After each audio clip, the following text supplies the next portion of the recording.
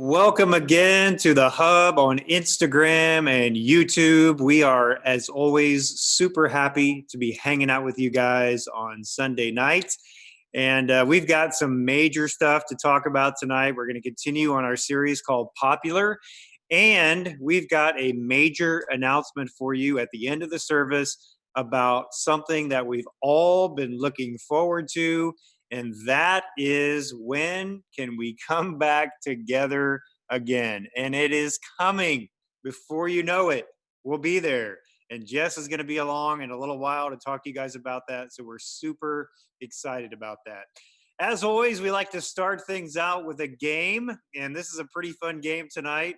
I want you guys to go ahead and vote right now. I'm going to tell you who I'm playing. And before we start playing, I want you to vote.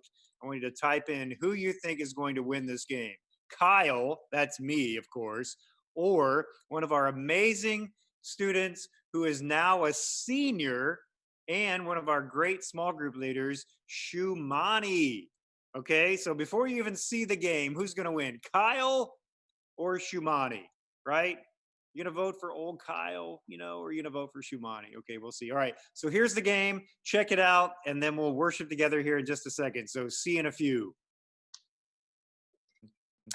Hey guys, what's up? Look, it's Shumani. Hey guys, how's it going? Shumani agreed to play our game tonight, and we're going to play a game called 12 and 12. The way it works is I'm going to show Shumani a bunch of things on the screen, 12 things. She's going to try to memorize as many as she can in 12 seconds, and then repeat back as many as she can remember, and we'll see who gets the most. Okay, are you ready? Yep.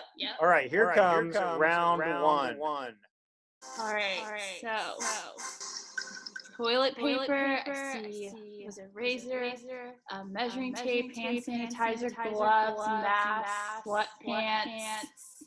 Okay, here they're getting ready to go away. All right, ready, set, name as many as you can. Okay, toilet paper, mask, gloves, the graph, the jogging pants, hand washing. It was like a corona, I think it was like a corona thing, like a blob. A house, let's see, a measuring, like the measuring tape, that was on there, and, okay, time's up, let's see how you did, okay? Oh, way to go, you got 9. Yay. Man, that's amazing. Okay, here we go.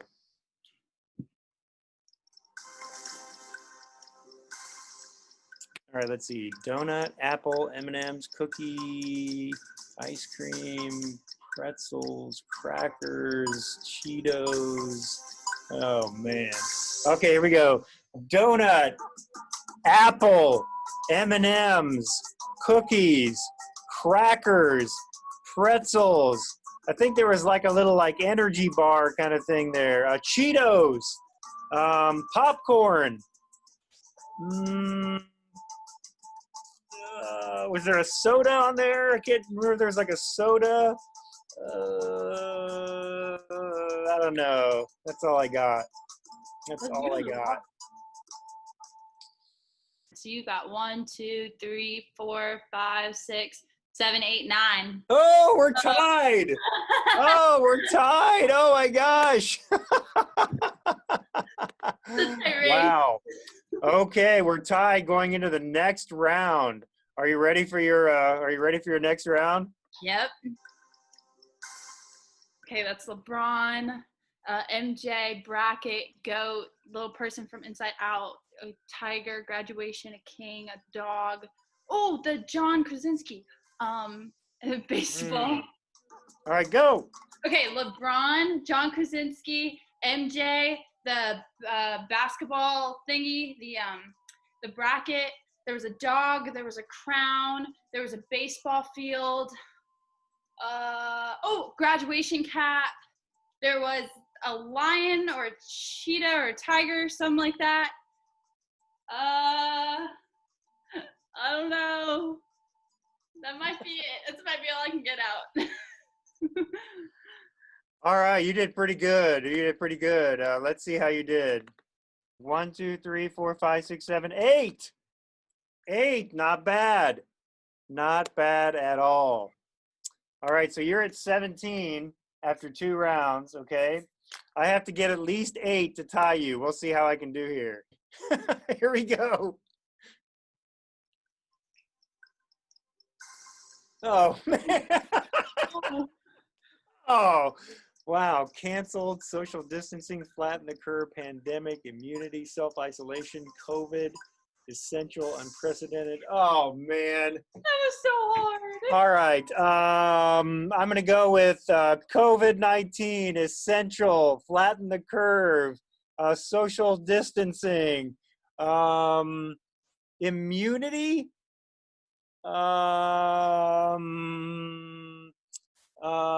stay home. That one was so hard. I don't know anymore. Oh, I do not know anymore. Okay, wow. Wow. Let's see how I did. I think I did so bad. I got 4. Yeah. Wow. So I had 13 and you had 17. So guess what, Shumani? You win. Woohoo. Good job. Way to go. Thanks for letting me play, Kyle. Thanks, Shumani. See you soon. See y'all. Miss y'all. Bye. Bye. Man, I cannot believe you guys were making fun of me on the no celery. I mean, who's going to remember the celery? Nobody remembers celery, right?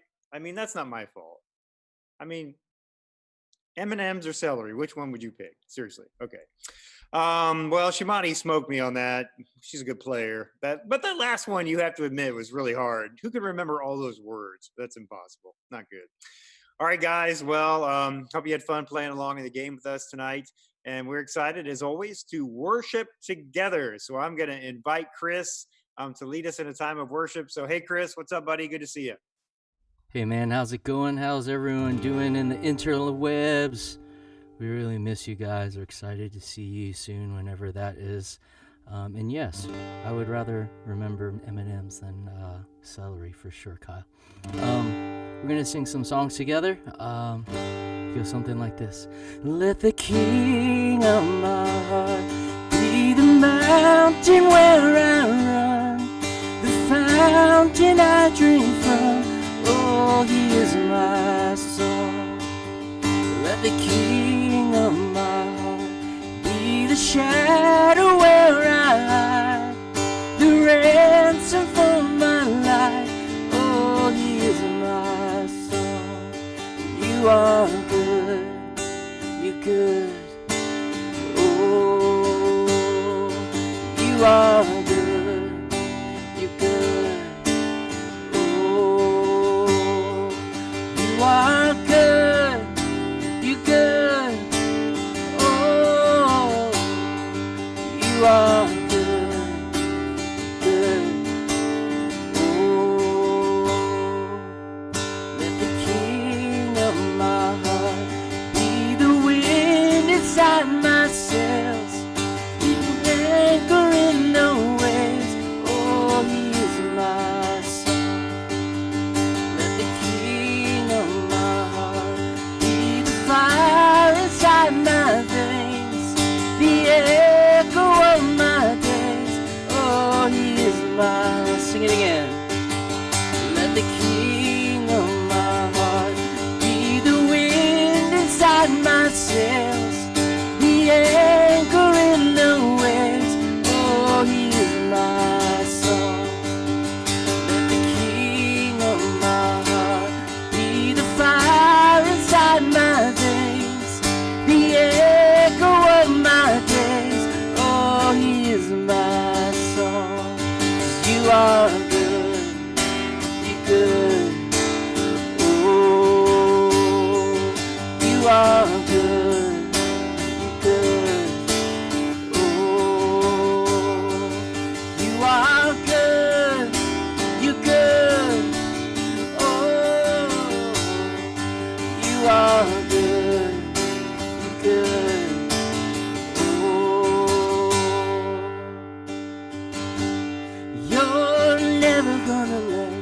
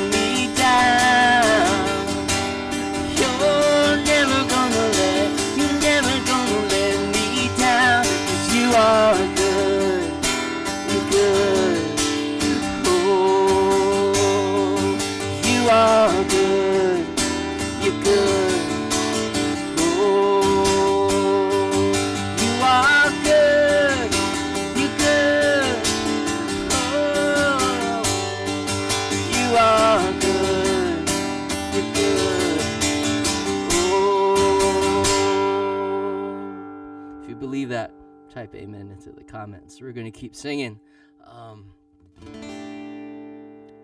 In the midst of all that's going on in the world, with all of it, it can be overwhelming sometimes, but we know one thing that is true is that our God is not shaken.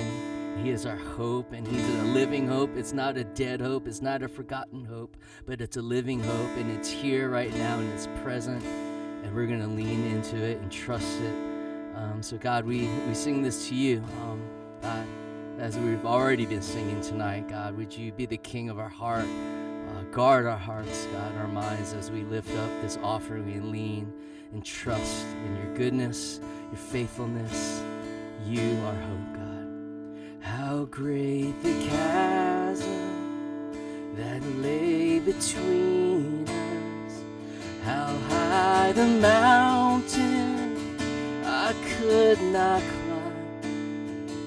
In desperation, I turned to heaven and spoke your name into the darkness, your loving kindness soared through the shadows of my soul. The work is finished, the end is written. Jesus Christ, my living hope. Who could imagine so great a mercy? What heart could fathom such boundless grace? The God of ages stepped down from glory to wear my sin and bear my shame. The cross has spoken, I am forgiven. The King of Kings calls me his own. Beautiful Savior, I'm yours forever. Jesus Christ, my living hope. Hallelujah, praise the one who set me free. Hallelujah, death has lost its grip on me. You have broken every chain. There's salvation in your name, Jesus Christ, my living hope. Hallelujah, praise the one who set me free. Hallelujah, death has lost its grip on me. You have broken every chain. There's salvation in your name, Jesus Christ, my living hope. Then came the morning that sealed the promise. Your buried body began to breathe. Out of the silence, the roaring lion declared the grave has no claim on me. Come on, we sing that again. Came the morning, it's hope. Came the morning that sealed the promise. Your buried body began to breathe. Out of the silence, the roaring lion declared the grave has no claim on me. Jesus,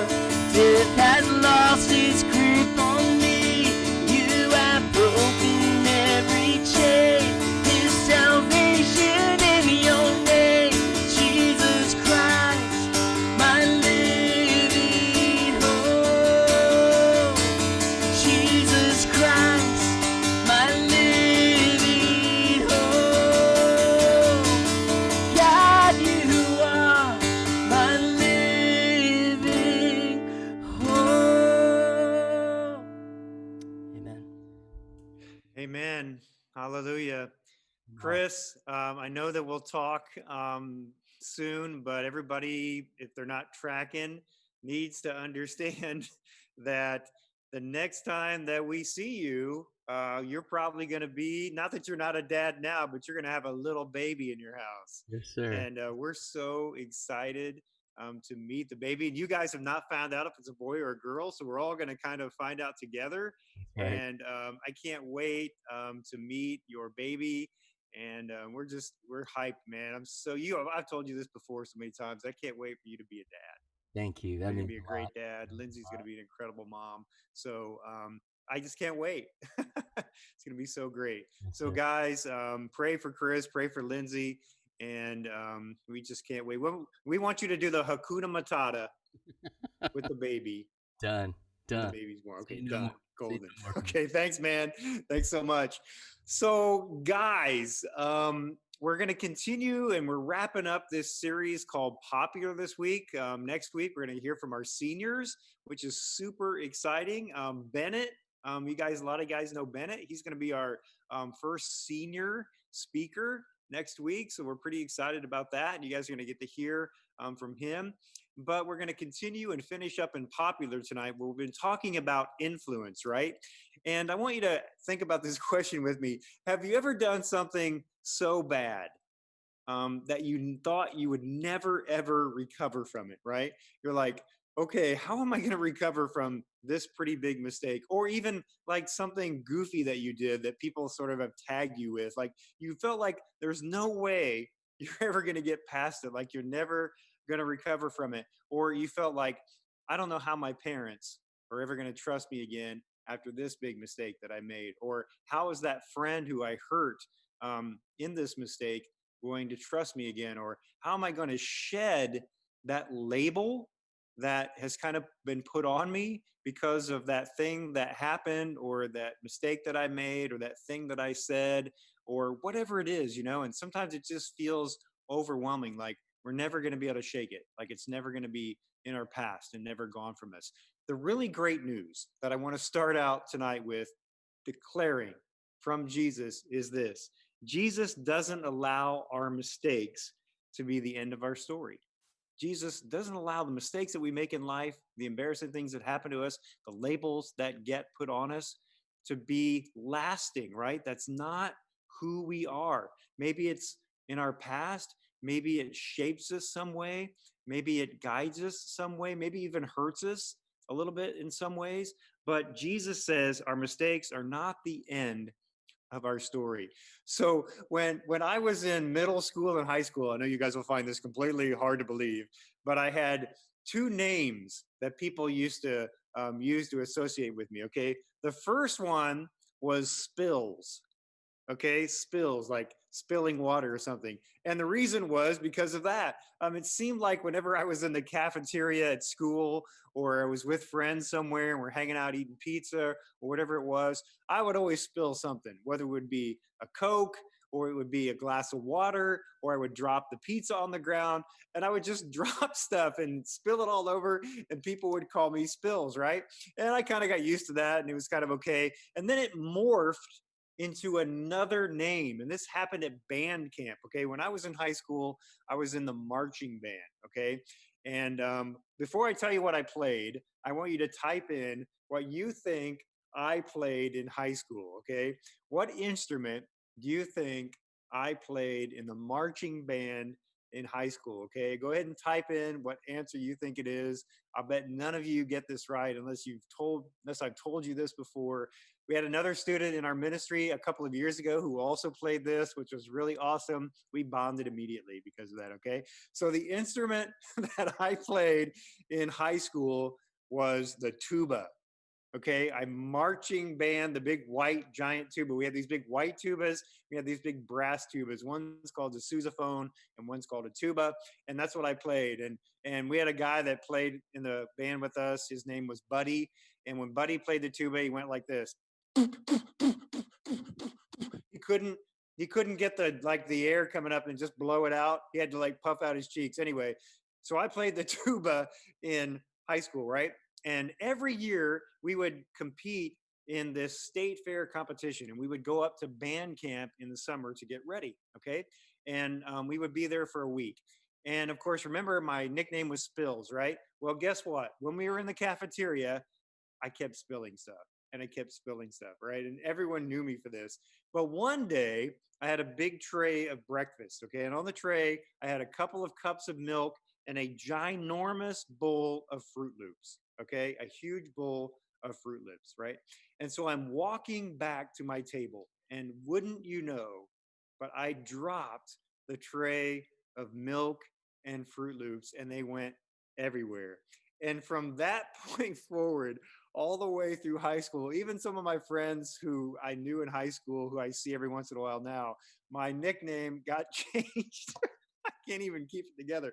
My nickname got changed from Spills to Fruit Loop.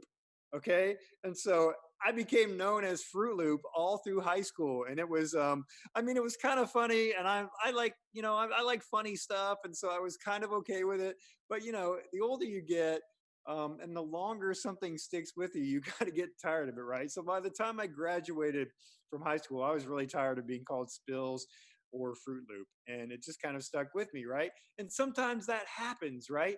Something you do, something that is about your personality or mistakes that you make, they attach themselves and they won't let go, right? They hang on, and over time, sometimes that can start to be a problem, right? It can be painful. Like it defines you. Now, maybe it's not such a big deal when it's something funny like my story, but it's a huge deal when it's a mistake that you've made or label that's been put on you because of something that happened in your life, right? And here's the thing, the things that we do, the way that people perceive us, that has a direct influence on direct influence on how much influence we can have, right? So if people see you in a certain way and they only see you for that, then that's what they think about you, right? And that has an impact on how much influence you can have on them in the world and all of that, right? And sometimes it's hard to shed those things. And sometimes it's, these things that we do, these mistakes that we make, that are very visible, that everybody sees, that everybody knows about us. And sometimes they're big mistakes, things that we've done that are public, that our friends know about, our parents know about. Seems like everybody knows about it, right? But that's not the only kind of thing that sort of chips away at our ability to have influence, right? It's sometimes the hidden things, sometimes things that people don't know about us. It's, the way that we talk about our sister or our brother, or sometimes it's the way that we conduct ourselves on the team that we're on. Like some people go, oh, that person is always so pushy, or who are they, the captain? They're not even the captain of the team, right? It's the little things that begin to add up, right? And maybe that this is true, that maybe you've acted a certain way and you didn't really want to be that, but for some reason you do that. There in the Bible, there's this section that talks about how we do sometimes the things that we don't want to do, like the very thing that we don't want to define us defines us, and it gets heavy, right? And it's like, how do we break free from this? How can we move forward from that? And maybe you've had this happen to you, right? um, and the way to understand this, though, is that key verse, and that key statement that Jesus made was that Jesus doesn't allow our mistakes, anything that defines us today, that might be hurtful to us or might be negative about us. Jesus doesn't allow those mistakes to be the end of our story, okay? There's a way that we can read about this tonight that is super helpful, I think, okay? And it's in the book that talks about a guy named Peter. It's in the book of Luke, okay? And Peter, if you don't know who he was, a lot of you already do, but let me just give you a quick overview of who Peter was, okay? Peter was one of the followers of Jesus, okay? And he was an incredible follower of Jesus. He loved Jesus deeply, okay? He followed him around his whole ministry. He wanted to soak in everything that he could about who Jesus was. Um, And you'll find this sometimes in the Bible about special people who love Jesus, that their names get changed in order to reflect better who they are.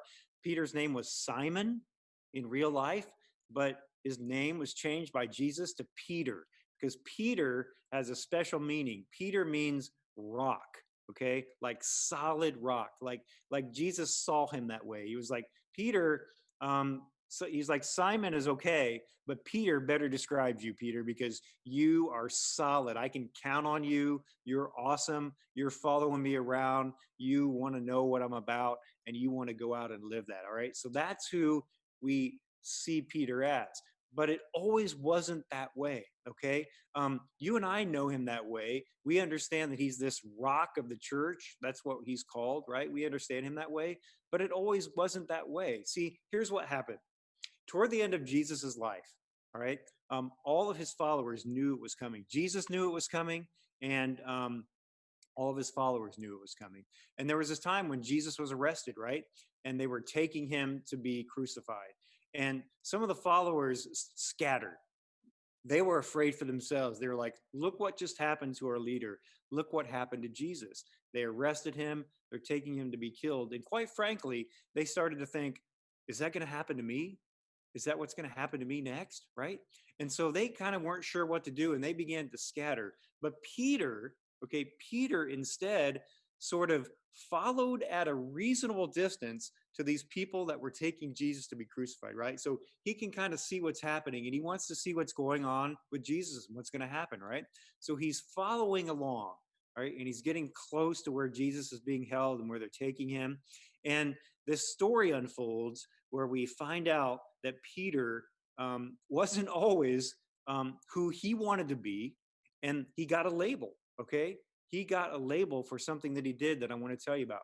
So here's how it went down, all right? So Jesus is being taken to this place where he's going to be crucified, and they go into this one village, and this girl sees Jesus come in, and then a little bit later, he sees these other people coming in, and she sees Peter, and she recognizes Peter as one of Jesus's followers because she had seen him before. She had seen Jesus before and she had seen Peter following before, right? And so she says something very stark, okay? The servant girl says this. She goes up to Peter and all these people that are around him and she says this. Listen, here's what it says in the Bible in Luke 22:56 to 57. A servant girl saw him seated there in the firelight. She looked closely at him, at Peter, and said, "This man was with him." But Peter denied it. "Woman," he says, "I don't know him," he said. Did you hear that? So this servant girl sees Peter and she knows he's a follower of Jesus. And she says, "Hey, this guy's a follower of Jesus," meaning you should arrest him too. He's probably bad like Jesus. That's what they're thinking, right? And he looks at her and he goes, "What are you talking about? I have no idea who that is. I don't know him." Now, that seems odd, doesn't it? This guy that we revere as a pillar in the church, a guy that's called the rock of the church, the foundation of the church that we love and that we learn about and that we serve today, Peter, the rock, denied even knowing Jesus. And to make it even worse, this wasn't the only time. As this went along, and as Peter followed along, as Jesus was going to be crucified, 2 other times he denied even knowing Jesus. 3 times. We're told that 3 times Peter says, "I've never even heard of Jesus. What are you talking about? I'm not with him." That's a pretty big mistake. Okay, that's pretty heavy, right? That got him a label at the moment, right? And people started to find out about this and they're like, "What the heck, Peter? I thought you loved Jesus. Why in the moment when it counted did you deny you even knew him?" It was unbelievable, okay? And so people start talking, well, maybe Peter's not all he said he was. Maybe he's really not this super follower of Jesus. And what's incredible about all of these people thought that about him, right? And doesn't that happen to us? Sometimes people hear about what we did. Maybe they don't have the whole story. They don't have the context. they don't really know exactly what was going on. And even if it happens to be mostly true, they hear about it, they draw conclusions, and they look at us in a certain way, right? They say, well, now I know who Kyle is because of this thing that he said or this thing we heard about him doing. I've got him all figured out. And in Peter's case, people began to go, gosh, maybe this guy didn't really love Jesus. Maybe he didn't follow him like he said he did. And he got this, he got this label on him, right? And the amazing part of the whole thing is that no matter what other people thought of Peter, Jesus thought differently. Remember what we've been saying about Jesus? Jesus says he will not allow our mistakes to be the end of our story. And so this time comes when Jesus, again, is sitting with Peter. You know, he's sitting with Peter again after he's been resurrected, okay? And he says to Peter, Jesus said to Simon Peter, Simon, son of John, do you love me more than these? Yes, Lord, he said, you know that I love you. And Jesus said, feed my lambs. So Jesus is having this dialogue with Peter, okay? And even predicts to Peter that he will deny him, right? And Peter's like, I'll never deny you, Lord. And that's what was happening with this prior to Jesus being crucified. And and he says to Peter, he's like, look, you're going to deny me. And Peter's like, no way.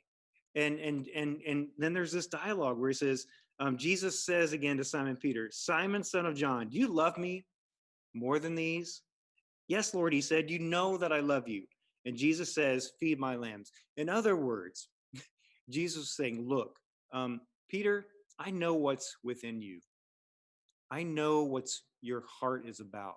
I know that you love me, and I know that you're important to my kingdom. So important that I'm going to build my kingdom on you. You're the rock that I'm going to build my kingdom on. Jesus says, look, I know that you denied me. I know that you broke trust with me. I know that you completely blew it. And guys, I want you to think about this for your own life. Where have you blown it? You know, where have you messed up in such a big way? What have you done that maybe you feel like you can't recover from? Whatever it is, write it down. Put the list out there. You know, write it on your t-shirt and walk around with it. Because here's the thing, it does not define you, and it's not who Jesus says you are.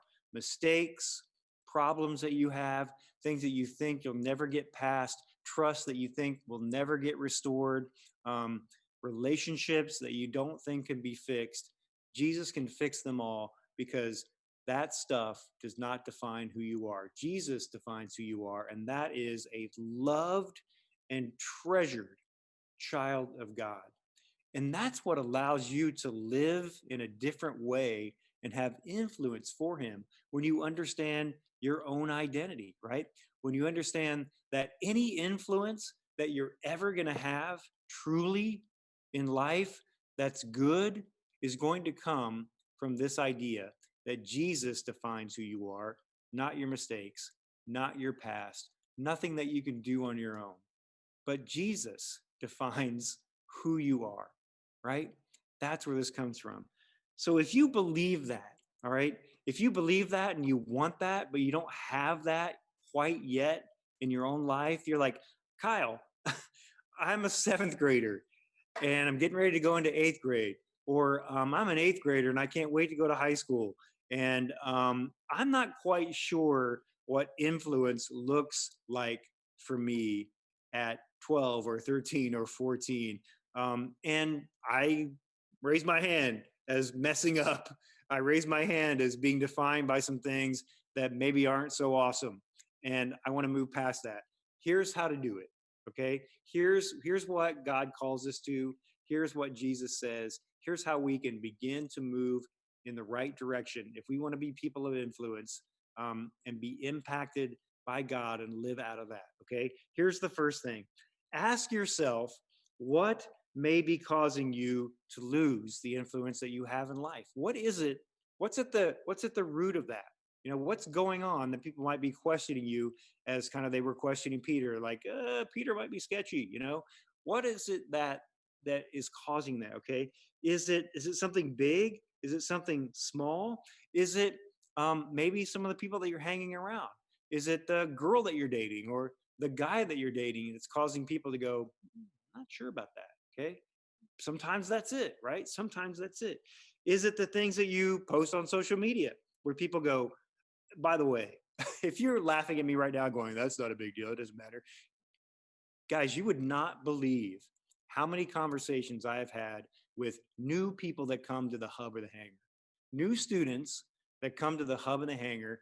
And if they stick with us and hang out a long time, and I begin to get to know them, sometimes they'll say, well, I didn't know so and so was a Christian or loved Jesus because of the stuff that they posted. Right? And sometimes that stuff does get in the way. So it's not a joke; it's a real thing. Okay. Also, maybe it's the attitude that you put off, either at school, at home, on the playing field. Maybe those things are getting in the way. Maybe it's the secret behaviors. Remember, all of this isn't about like these public things that everybody knows about, but we all know, right?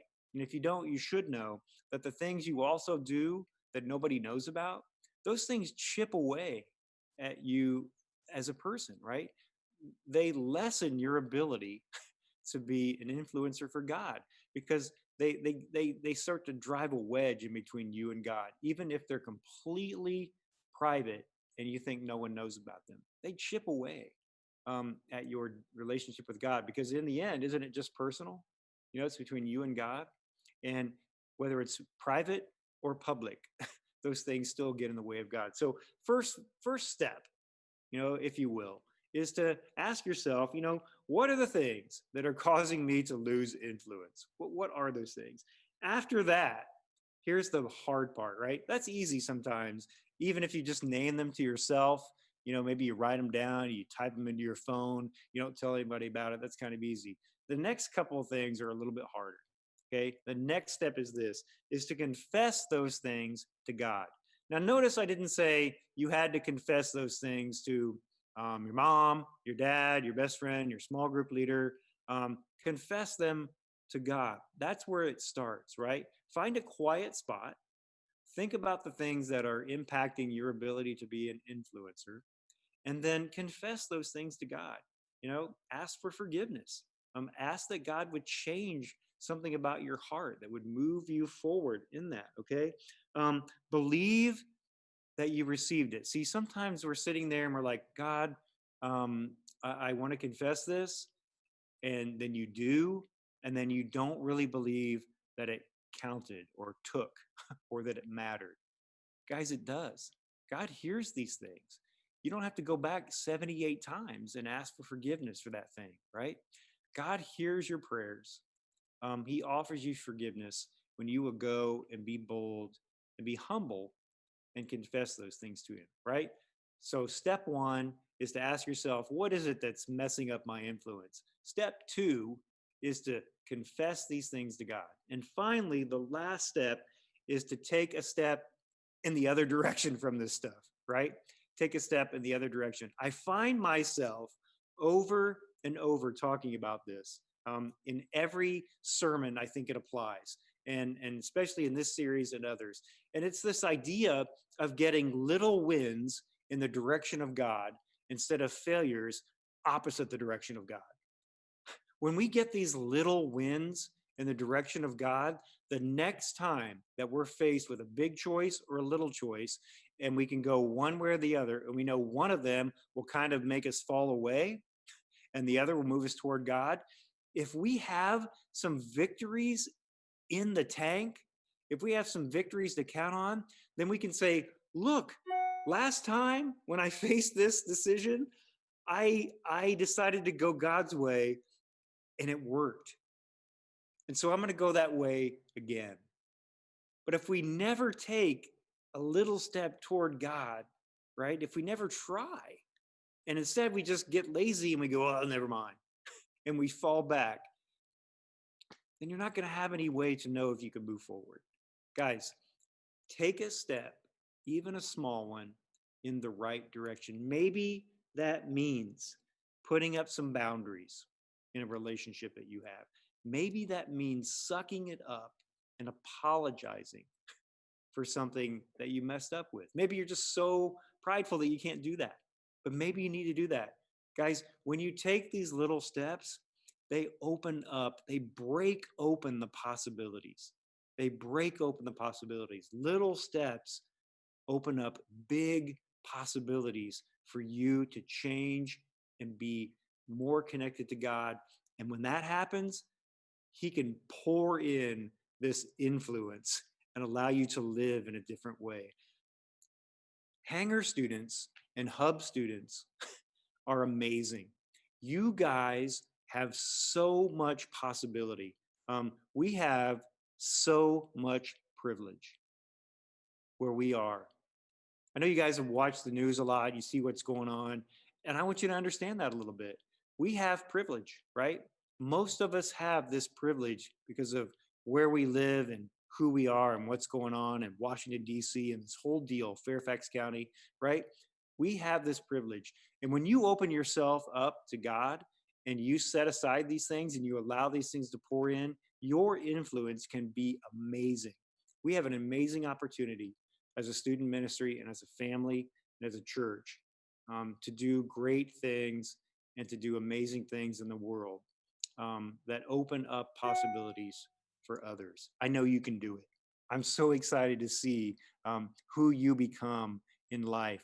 Jess and I love meeting you in like sixth grade and getting to know you for 6 or 7 years and seeing what God does. Because it's amazing to see how He forms you and shapes you and turns you into this person of influence that maybe right now you don't really think you can be. We know you can. God knows you can. And you need to understand and start to believe that you can too.